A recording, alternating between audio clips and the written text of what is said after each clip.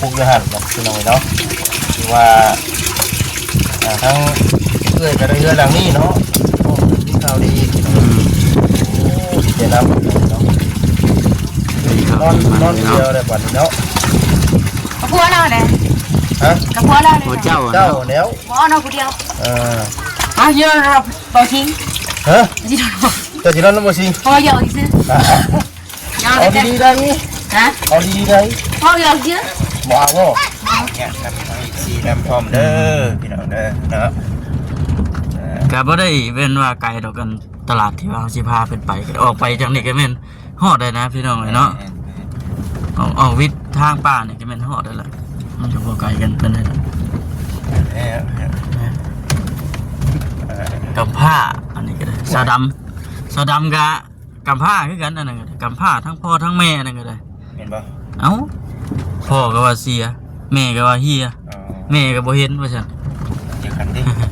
ก็ถือว่า FC เพิ่นก็ให้ความสนใจหลายเนาะให้ความสนใจกับน้องดำเพิ่นหลายพอสมควรอยู่พี่น้องเนาะมื้อนี้ก็ยังบ่ทันได้ไปใช่มั้ยซั่น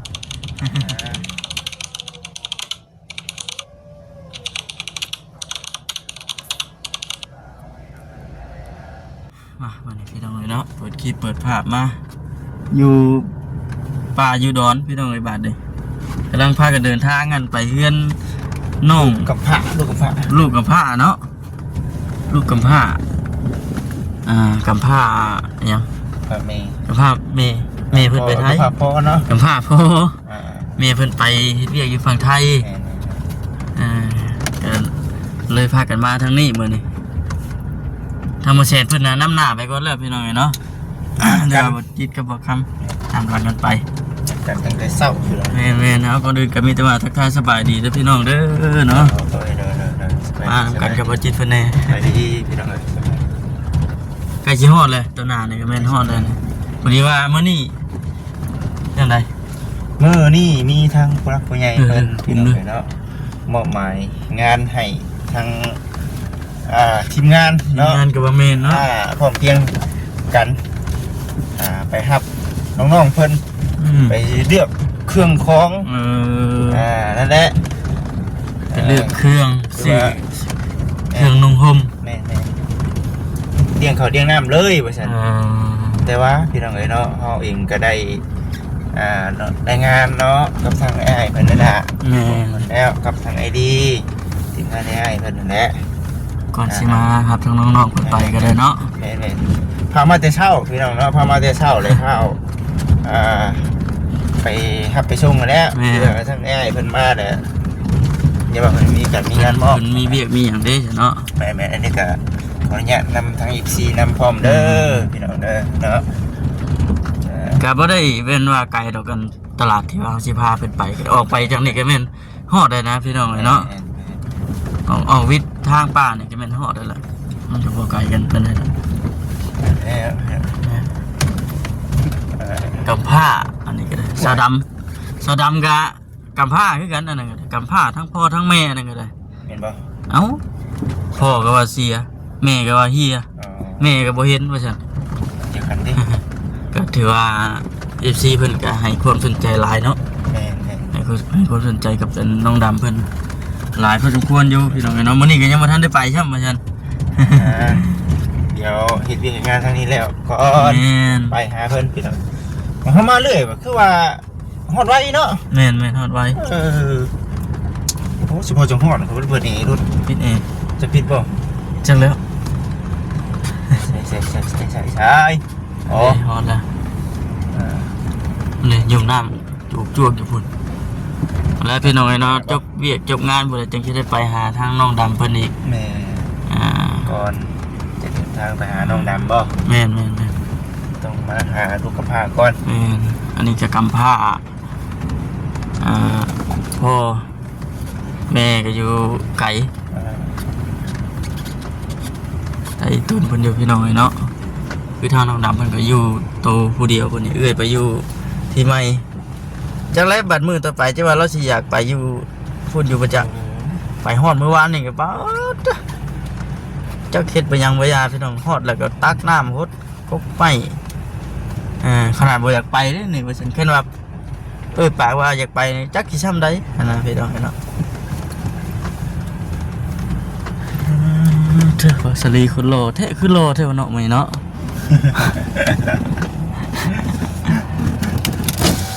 สบายดีคือโลแท้มื้อนี้ รอแท้วันนี้นะ อ๋อ สบายดีรอบ่ โลแท้ มีเงินขาย่องไหน อันนั้น เปลี่ยนคือคนตื่นนะเสียบ่บ่ฮะคนตะกะจีนบ่คนนอนเต็มอิ่มมื้อนี้คนนอนเต็มอิ่มเปลี่ยนสองหัว หากนมาห้องกันนี่เนาะไล่หลังกันมา หากอดบ่แม่นหากอดตัวยังไง ฮะ พร้อมเลย พร้อมเลยบ่ พร้อมเลยได้พร้อมเลยพร้อมเลยได้ พร้อมแล้วก็บ่ได้ปิดรถเลยเด่นนี่ มาดอกพักรถน้ำมันหลายแท้ โอ้แล้วอย่าว่าไปเลยนะโมเห็นบ่ฉัน มา ได้ใช่มาพี่น้องไอ้บ่หยอกว่าหัวกันอย่าบอกไหมไปพี่น้องไอ้เนาะมาหอดแล้วเดี๋ยวสิเข้าไปทักทายทั้งเงินน้องๆเพิ่นก่อนป๊อดจะมีแต่ผู้แต่งตัวหล่อๆเท่ๆแท้มื้อนี้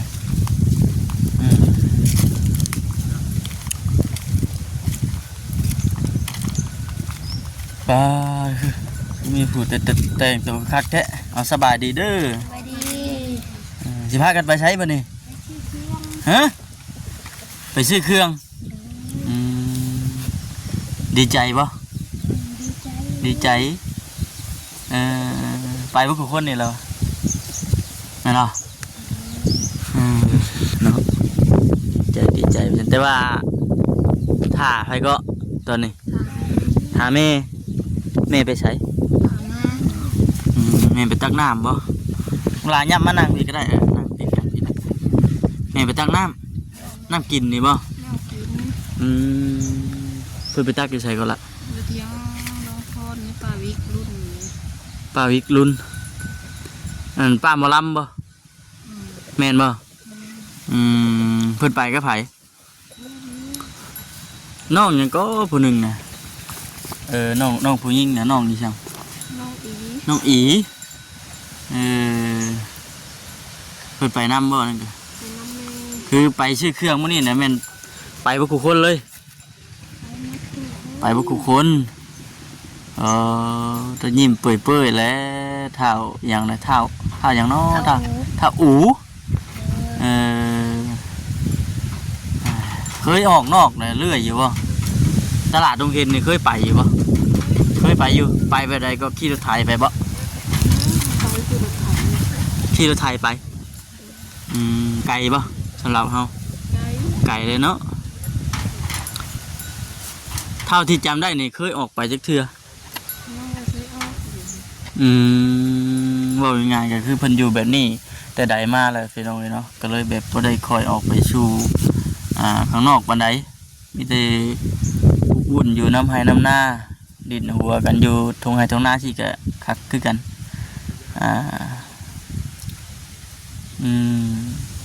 กินข้าวอะไรบ่มื้อนี้กินข้าวกับหยัง เกียด แกงเขียดไปก้านบ่ เกียดคุด ขุดเอาไผไปหาบัดนี้ไผเนาะไปหาน้ำกันบ่ถ้าอูโอ้ได้กบตัวหนึงหมานแท้ไปเอาแนวใดก็ถ้าอูไปขุดเอานี่เฮาเฮ็ดได้แย่เอาบ่ ไม่ตกเอา ขุดอันแย่แล้วจังขุดสิบ่อารมณ์ดีเลยยิ้มตลอด บ่หนาวบ่หามกลางคืนน่ะมันบ่หนาวบ่ผ้าห่มจักโต๊ะซั่นน่ะ เดียว ผ้าห่มพื้นเดียวนะห่มกันจะคนบัด เดียว ห่มผู้เดียวคักแน่ดีเนาะมีเพจไหนเข้ามาหามือวานนี่ เอาปลาแก้วนะ บาแก้วบาวี่บาบี้ ปลาไซส์ส้ม ใช้พร้อมกินหอดเพิ่นอยู่บ่กินหอดเลยเนาะ เป็นได้น้ำใส่น้ำยังเป็นได้คักอยู่บ่ใส่แต่ว่าระมัดระวังแล้วเฮาหยุ่มเฮาหยังกันระมัดระวังอย่ามันหักมันเพ ผู้รักผู้ใหญ่เพิ่นเฮ็ดให้ก็ให้สบายแล้วบัดนี้เนาะสะดวกสบายแต่เก่าช่วงเดือน4เดือน5ที่เจ้าไปเอานั่นเถียงหมู่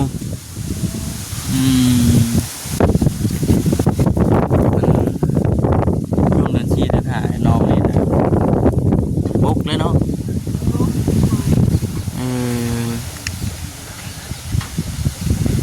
นี่เด็ดพี่น้องเนาะบ่ย่านบ่พากันนอนอยู่บ่ย่านสินั่นก็คืนให้เย็นเคยนอนแบบบ่ย่านเนาะเคยได้ยินเสียงแปลกๆอยู่บ่เอ้าช่างว่าถ้าคือว่าแนวเดียวกันกับมันทางแม่เพิ่นบาดยามคนสิเสียน่ะแม่นได้ยินแบบใดก็เนาะ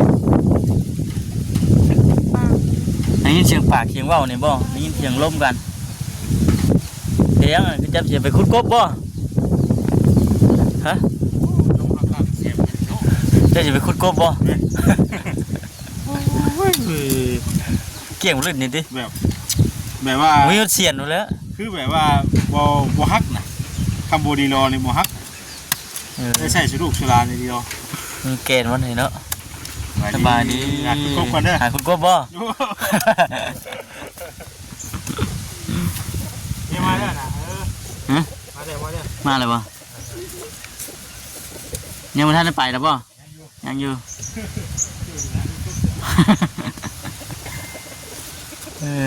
เนาะ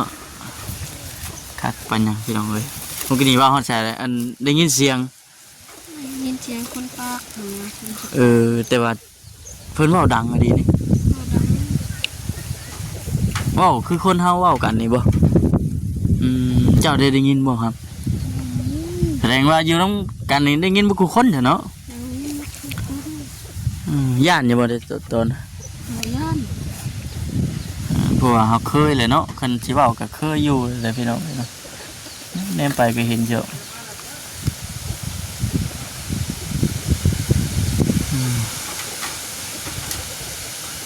มื้อนี้น่ะเป็นมื้อที่ว่าทั้งน้องๆเพิ่นตื่นเต้นแล้วก็ดีใจพี่น้องเนาะที่ว่า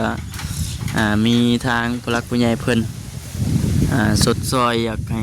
ทั้งน้องเพิ่นได้นุ่งเครื่องงามตัวมันใดที่ว่ามันอบอุ่น มีโอกาสให้เลือกเด้อมื้อนี้เลือกเอาตัวงามๆเลือกเอาแบบใด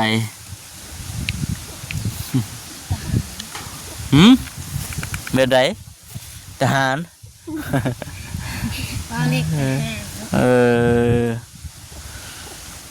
อาบน้ำอยู่บ่ฮะอาบจะอาบช่วงหนาวนี่อาบอยู่บ่ช่วงหนาวนี่มันบ่ได้อาบ ติดหนีไว้ก่อนแค่หนาวนี่มันติดหนีไว้ก่อนนะเนาะมันร้อนจังใช่หนีใช่บ่มันร้อนแล้วจังอาบถ้าอูได้ฉัน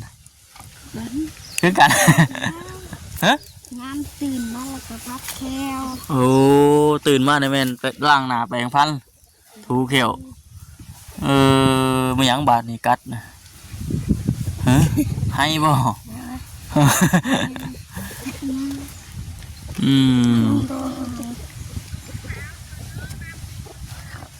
ทางทำไมเพิ่นมาล่ะไผหนึ่งเข่าเจ้าบ่แข่งรถก็ได้เลยเจ้าหนึ่งเข่าถ้าอูเฮ็ดเวียกซอยผู้เป็นได้เฮ็ดเวียกหยัง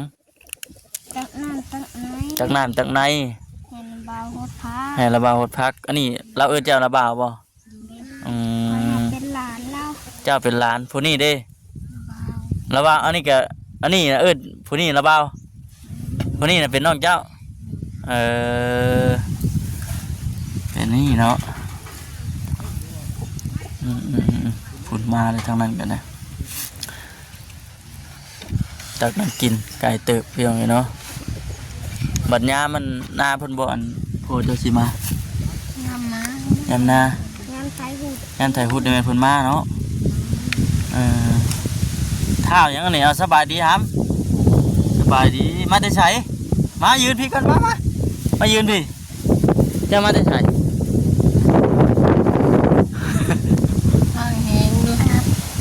มาแต่ตักน้ำน้ำกินนี่บ่โดยตัวข้าวยังก็สิเพิ่น เท่าอา ข้าวอาน้องข้าวอู โดย แม่เนาะหลานเจ้าเนาะ หลานเจ้าหลานคอย คือแต่ละคนน้องๆเพิ่นก็ยังบ่ทันได้เข้าหาโรงเรียนนะเบิ่งนี่เนาะ ข่าวอยู่มูลายตีข่าว ฮะ ข่าวอยู่มูลายตีแล้วก็ออกมา คือโรงเรียนนี่เคยเข้าอยู่แต่ว่าหมู่ไล่ตีแล้วบ่เข้าเลย มูลายตี เป็นหยังคือว่าไล่ตี ลายตีอยู่ซื่อมูลายตี อยู่ซื่อๆอยู่ละล่ากับหมู่ไล่ตีเอาแล้วช่างว่าแต่ประเทศนี้เรียนฮอดห้องใดก็ห้องผู้หนึงยังบ่ทันได้เป็นหยังบ่ทันได้จบหยัง ยัง สาเหตุที่ว่าทั้งน้องเพิ่นบ่ได้เข้าโรงเรียนจนฮอดปัจจุบันนี่ก็คือถูกหมู่ไล่ตีก็เลยแบบ ทำมูทำมักทุนมุกเอามักทุนอะไร เอ้าสร้างว่าแท้ครับไปเฮ็ดได้คือว่าเครียดแค้นกันแท้หมู่ครูก็แบบเฮาบอกในครูในหยังอยู่บ่ บอกอยู่ไงบอกไงครูก็ไงครูเขาไปรีอยู่ห้อง บอกเลยก็แม่นเพิ่นไปรีสิติอันนี้ก็เลยมันเป็นทางน้องเพิ่นก็เลยบ่ได้เข้าหาโรงเรียนเลยเหตุผลที่ทางน้องเพิ่นบ่ได้เข้าหั่นนะถ้า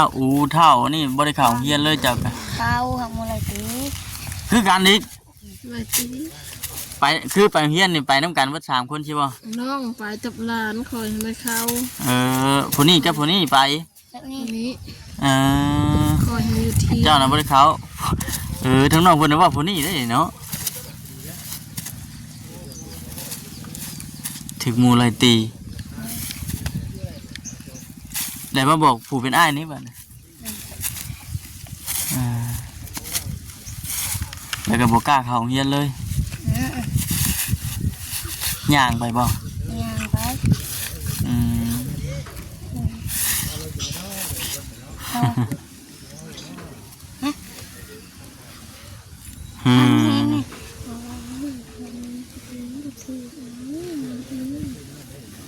จังไร ห้องนี้นี่นะเพราะว่าเขายิงกระถุนก็ถือเอา ยิงกระทุนเกือบถือเจ้า เอ้ย บ่ถือเจ้า บ่ ดีแล้วเนาะใครแต่วันบ่ถือไปเฮ็ดหยังกันเอาคือว่าหายกันแท้ ก็ได้ เขาด่าห้ามบ่ได้ด่าเขาบ่ห้ามบ่ได้ดื้อบ่ไปโรงเรียนนะแต่หมู่ถือหมู่ผู้เพิ่นดื้อแน่เนาะมีแต่ว่ากล้าเกียมมาแล้วนะถ้ามาแชร์เพิ่นก็อันยังถ่ายคลิปอีกจักหน่อยก็แม่นพากันออกไปข้างนอกตื่นเต้นคักบัดยางบัดนี้พอดีจังสิพากันเลือกตัวใดเด้อฉันน้องเพิ่น โอเคน้องลาสบายดีเด้อสบายดีไปพี่น้องเนาะแต่ว่ากล้าเกียมออกไปข้างนอกคนละบัดนี้แต่ว่าสิจบคลิปก่อนลาพี่ลาน้องไปก่อนจังไหนก็ขอบคุณหลายๆเด้อทางผู้หลักผู้ใหญ่เพิ่นเนาะอะไรก็ขอให้อยู่ดีมีแฮงคนเจ็บอยู่ใดคนไข้อย่ามีเด้อเนาะปรารถนาเช่นใดก็ขอให้ได้เช่นนั้นโอเคพี่น้องสบายดี